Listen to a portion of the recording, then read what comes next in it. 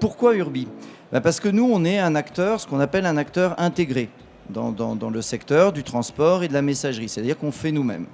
Mais de temps en temps, vous pouvez faire vous-même et vous avez besoin de vous asseoir, de vous appuyer sur des partenaires. Et on s'est dit, oui, mais bon, notre flux d'affaires, il augmente. Est-ce qu'il n'y a pas d'autres types de partenariats?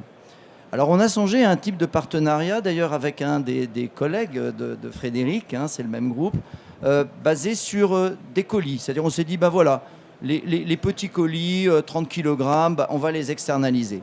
Et puis en fait, on a fait une expérience, on s'est vite rendu compte que ça n'allait pas parce que nos clients, ils veulent qu'on transporte tout. Si on commence à séparer entre petits colis et autres, ça ne va pas. Et on s'est aussi rendu compte qu'on avait des problématiques spécifiques du centre-ville. Donc en fait, on a switché, on a changé, on s'est dit, bon, bah, notre partenariat stratégique, ça ne va pas être sur le petit colis. On a décidé d'accélérer notre partenariat sur les centres-villes. Essentiellement pour 3 raisons. Alors la première, elle est connue de tous, c'est les contraintes de circulation. Bon, qui amène une flotte spécifique. Bon, bah, nous, nos poids lourds dans les centres-villes, je ne vais pas vous faire un dessin sur Paris, pour l'instant ça va, mais ça durera comme le printemps. Donc, contraintes de circulation. Après, il y avait un autre aspect, c'est l'environnement. Bon, la flotte propre, c'est un enjeu.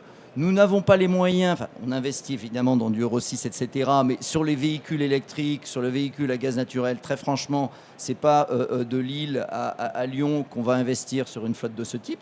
On va être modèle sur le respect des normes environnementales, mais Urbi a une politique de développement peu à peu axée sur une flotte, non seulement Euro 6, mais même au-delà, le gaz naturel, un jour peut-être, et l'électrique. Et ça, c'est un atout, d'abord pour nous et pour nos clients, hein, dans une démarche sociétale. Et puis le troisième élément, ce n'est pas le moindre, le troisième argument, ça a été, dans le centre-ville, on a un marché spécifique. Nous, avec Urbi et avec Frédéric, avec Dominique aussi, qui est là dans la salle, on a eu une démarche contractuelle et humaine. C'est-à-dire que c'est une démarche un peu de donnant-donnant, mais au sens positif du terme.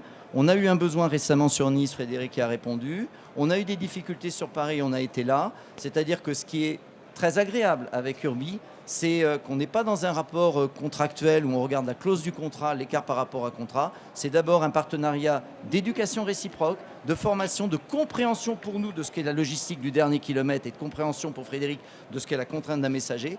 Bref, c'est un vrai partenariat humain et commercial dans le bon sens du terme, pas seulement une complémentarité industrielle.